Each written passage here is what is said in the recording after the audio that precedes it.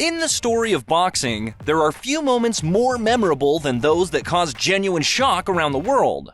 Whether it's an underdog defying the odds to crush a heavy favorite, or a fighter suffering round after round of punishment to rally and steal victory with a last-minute punch. It's these moments that etch themselves into the history of the sport. Sit back and relax, because these are 10 knockouts that shocked the world.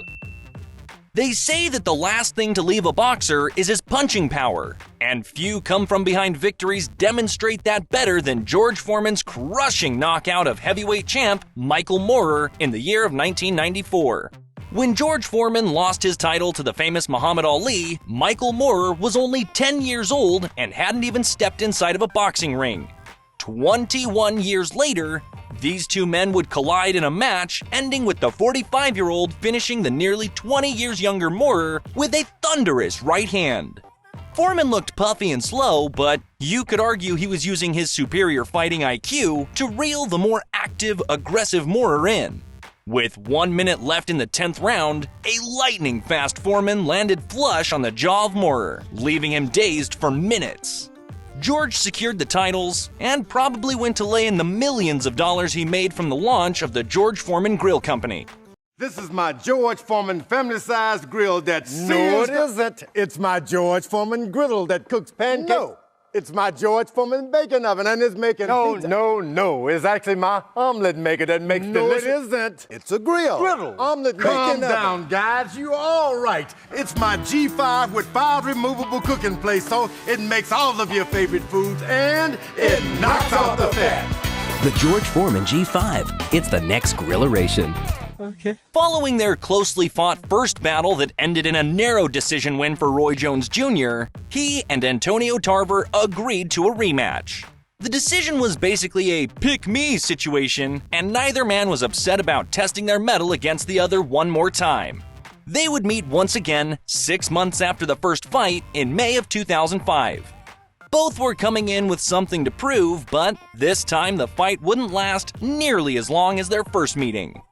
Both men were counterpunchers, which led to a tentative first round of them just simply feeling each other out. An uneventful first round with a few combinations from each man started out with the fight looking like it would be another strategic war, but out of nowhere, Tarver clumsily slipped a shot from Roy and threw a tight hook without even lining up his sights.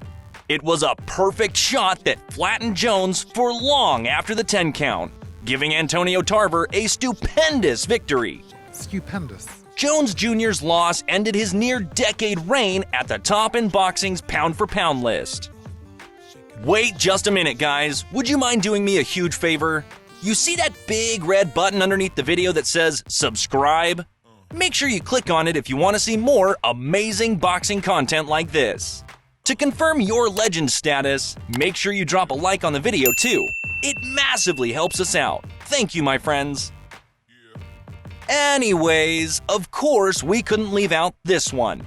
The biggest upset in the history of boxing, when Buster Douglas beat a very shocked Mike Tyson. February 11th, 1995 started out as a good night for bookmakers, but took a quick turn as soon as the first bell rang. Coming into the fight, a massive 42-1 underdog, Douglas showed crisp composure, beating Iron Mike Tyson to the punch again and again, arguably not losing a single round. The eerie silence shown by the respectful Tokyo crowd only served to magnify Tyson's lack of aggression and slick upper body movement, as Douglas propped the jab, doubling it up often and slamming a right in for good measure, with little danger presented by the then 37-0 heavyweight champ. Always dangerous, Tyson was able to land a trademark right uppercut in the 8th, flooring Douglas for a count of 9 right before the bell. It looked like a late KO for Tyson again, but Douglas bounced back stronger than ever, and a flurry of jabs in the 10th round masked a precision uppercut, stunning the champ and setting him up for a series of beautiful hooks that floored Tyson and ended his titanic win streak. Ah man, you have to feel sorry for Mike. As the commentators said at the time, this upset made Cinderella look like a sad story. And to this day, no upset has been more surprising or deserved. Landing these, oh, nice uppercut by Buster Douglas. Look at this.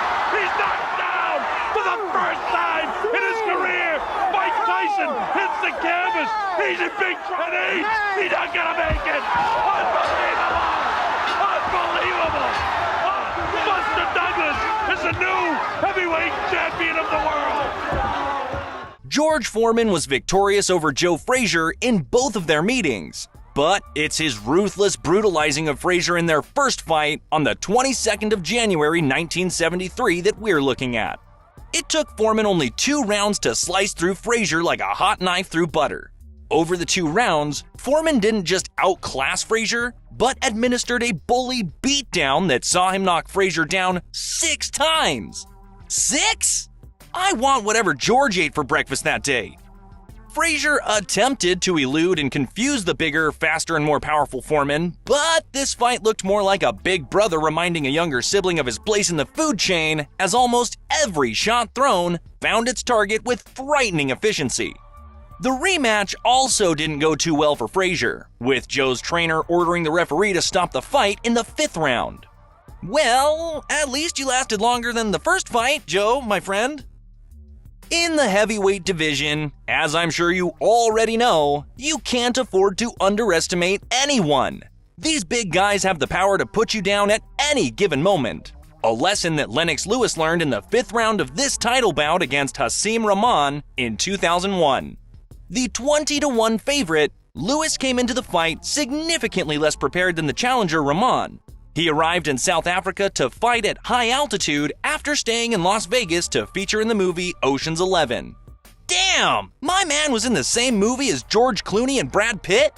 Okay, so this fight only took place at 5 a.m., a factor that was sure to throw off both men.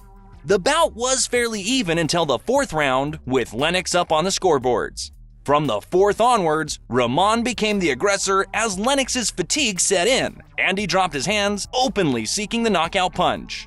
It was Rahman who would successfully defend Lewis's sluggish offense, and after a flurry of jabs, backed Lewis into the corner. A final overhand right straight through the guard hammered the last nail into Lennox's coffin, leaving the Brit dazed and confused on the canvas. Crazy! This will forever be remembered with the biggest of shocks in boxing history. It's fair to say we all remember where we were when Amir Khan took on Bradis Prescott back in 2008. Though Prescott and Khan held handsome undefeated 18 and 19 fight win streaks, respectively, it was arguable that Prescott's wins were against poor opposition. Everyone expected it to be an easy fight for Khan, let's be honest. But the opposite happened. Prescott came out heavy on the front foot, throwing hard, fast shots with venomous intention. Immediately, a stiff jab sent a little wobble into the legs of Khan, and a few seconds later, a looping left hook turned his legs to literal jelly as he hopelessly flopped to the ground. The crazy thing is that it only took 25 seconds for all of this to happen. Khan put a brave face on and reached the 10 count, but smelling blood in the water, Prescott was on him like a rash, landing the same vicious hook to finish the fight at only 54 seconds on the clock, stunning the entire boxing world. From Amir Khan, who's got this new trainer holding Ribia, and he's hurt! And a shot, and he saw another huge left, and down goes Amir Khan again! Oh, he's all over the place! Oh, he's going to have to be stopped, surely! It can hardly stand! What drama here in the opening round! And the fight should be over. The fight should be over. Oh, he's going to have to be stopped. He's flattened in the corner. Oh, these are desperate moments for Amir Khan. There can be no way back this time, Sean. He's trying so bravely to get up, but he's counted out, and it's one of the biggest stunners in British boxing history of the modern era.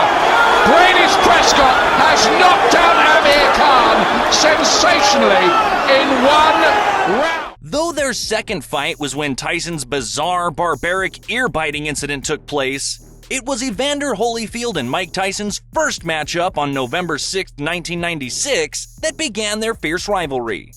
Tyson entered the match as a 25-1 favorite, but Holyfield had been studying Tyson's style with clinical focus for many years, and he sensed that the renowned bully would break under pressure. Holyfield forced Tyson onto the back foot and took his ability to attack straight out of the arsenal of Mike. He used his strength and size advantage to clinch with Tyson, forcing him backwards, then capitalizing with combinations to the head. Tyson began to throw wild, desperate punches in the hopes of connecting with Evander's chin, but this, of course, left him open to Holyfield's counterpunches, which eventually had Tyson tumbling across the ring into the ropes. A final combination of tight, crisp shots in the pocket finished a battered, demoralized Mike Tyson off for good. Perfect fight. No matter what happens from here on in, we're under Holyfield. Holyfield continues to dig in. A left hook to the head. He's got Tyson in trouble. Tyson's ready. A straight right hand. The Talbot stops the fight, and Holyfield has I can't say it. It's the most unbelievable thing I've ever been privileged to witness. It's easy for fans and pundits alike to write a fighter off based on their appearance.